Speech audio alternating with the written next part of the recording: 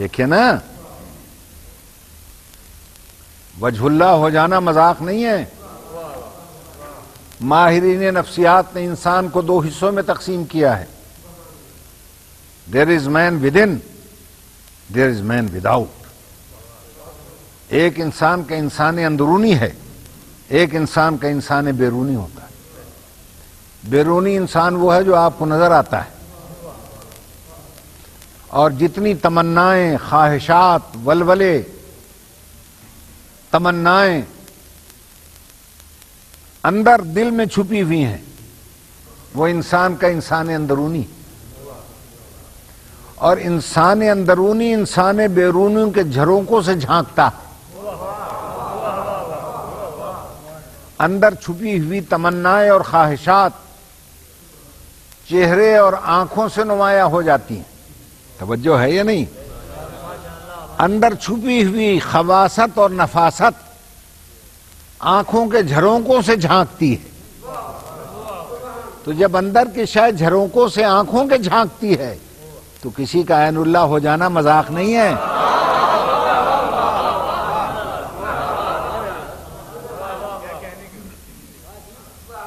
جب چہرہ بتاتا ہے کہ اندر کیا چھپا ہوا ہے تو وجہ اللہ ہو جانا بھی مذاق نہیں ہے.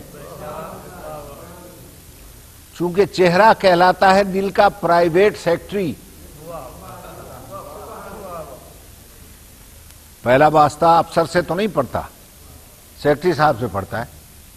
سیکٹری صاحب کا چہرہ اترا ہوا ہے تو آپ سمجھ لیتے ہیں کہ صاحب سے کوئی جھڑپ ہو گئی ہے. چہرہ حشاش بشاش ہے تو سمجھتے ہیں صاحب کا موڈ بھی ٹھیک ہے، جو اندر پردے میں چھپا ہوا ہے. توجہ فرمائی آپ نے. تو یہ جو چہرہ ہے یہ دل کا پرائیویٹ سیکٹری ہے. یا اللہ تو تو کائنات کے دل کی طرح چھپا ہوا ہے. نمازیں سب نے پڑھی، روزے سب نے رکھے، حج سب نے کیے، زکاتیں سب نے دی. ہمیں کیسے پتا چلے تو کس سے راضی ہوا اور کس سے ناراض؟ اس نے کہا میں نے اپنا ایک چہرہ تم میں رکھ دیا ہے، اسے وجہ اللہ کہتے ہیں. اگر علی راضی ہے تو میں راضی، وہ ناراض ہے تو میں ناراض.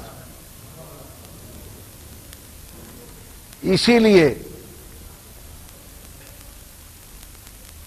توحید کا جو تعارف اللہ کا ان ہستیوں نے کرایا، اللہ کی حقیقی پہچان باب العلم سے زیادہ کوئی نہ کرا سکا. جب پوچھنے والوں نے پوچھا کہ قبلہ اللہ احد ہے یا واحد، توجہ ہے یا نہیں؟ فرمایا احد بھی ہے واحد بھی ہے.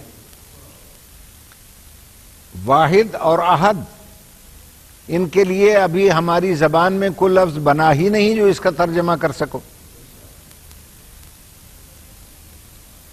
احد کے کیا معنی ہے؟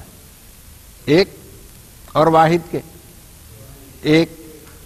اگر دونوں کے معنی ایک ہیں تو لفظ دو کیوں ہیں؟ تعدد الفاظ تعدد معنی کی دلیل بنتا ہے. معنی اگر متعدد ہوتے ہیں تو الفاظ بھی متعدد لائے جاتے ہیں. کوئی وضاحت نہ کر سکا سوائے خطیب منبر سلونی باب مدینۃ العلم کی. جب مولا سے پوچھا گیا کہ احد اور واحد، فرمایا جو دو آدھوں میں تقسیم ہو جائے وہ واحد ہے، اور ناقابل تقسیم اکائی کو احد کہتے ہیں. احد بلا عدد، بغیر کسی عدد کے، بغیر کسی تقسیم کے جو اکائی ہو اسے کہتے ہیں احد.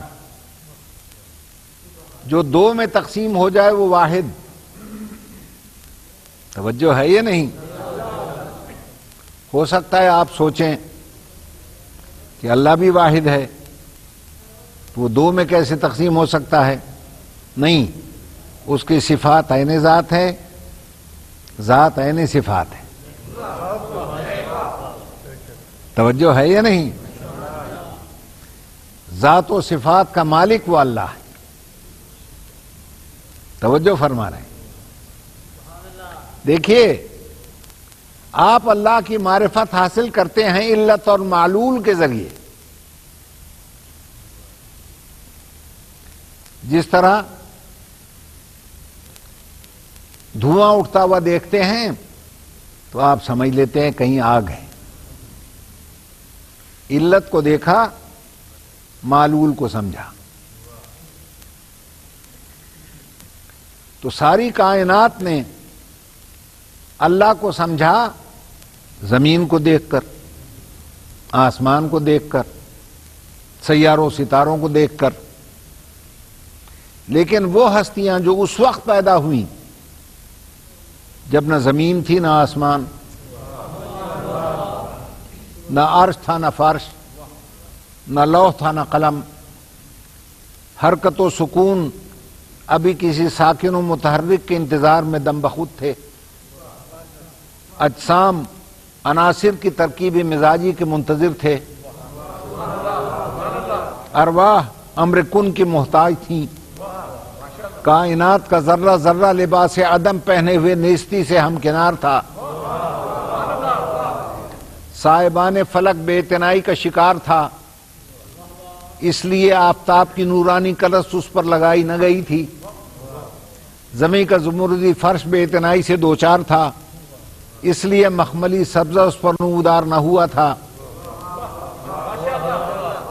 نہ گل تھا نہ بوٹا تھا، سارا جہاں سونا تھا، نہ سورج تھا نہ چمک تھی، نہ چاند تھا نہ دمک تھی، نہ ستارے تھے نہ جھلک تھی، نہ ڈالیاں تھی نہ لچک تھی، نہ بلبل تھا نہ چہک تھی، نہ کلی تھی نہ مہک تھی، نہ غنچے تھے نہ چٹک تھی، نہ کسی منافق کے دل میں خار تھا نہ کھٹک تھی۔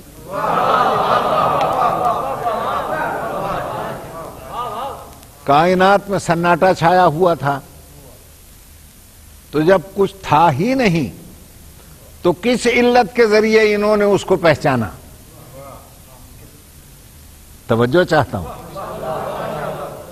اسی لیے جناب امیر المومنین نے ارشاد فرمایا، الذی دل علی ذاتہ بذاتہ،